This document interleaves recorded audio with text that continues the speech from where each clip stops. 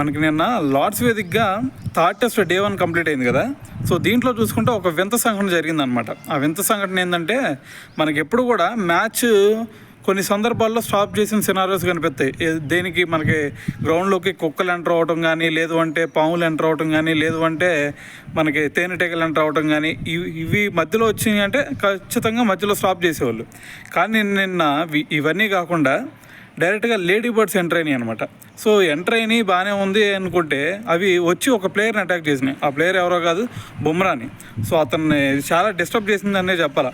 So ఒక రకంగా చెప్పాలంటే ఇంగ్లాండ్ వాళ్ళు, మరి నువ్వు కనుక బౌలింగ్ వేసావు అంటే మా వాళ్ళు అవుట్ అవుతారు. సో నువ్వు బౌలింగ్ వేయడానికి వీల్లేదు కాన్సన్ట్రేషన్తో.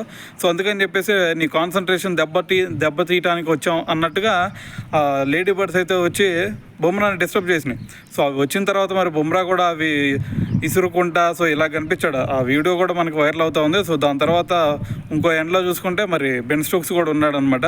సో బెన్ స్టోక్స్ కూడా ఇవి చూసి ఆశ్చర్యపోయాడు, ఏంద్రా బాబు ఇన్ని వచ్చినాయి అని చెప్పేసి. అయితే దాని తర్వాత మరి ఇద్దరు కూడా వెళ్ళి ఎంపైర్తో మాట్లాడారు. ఇక ఎంపైర్ దీన్ని స్టాప్ చేసాడు మ్యాచ్ని.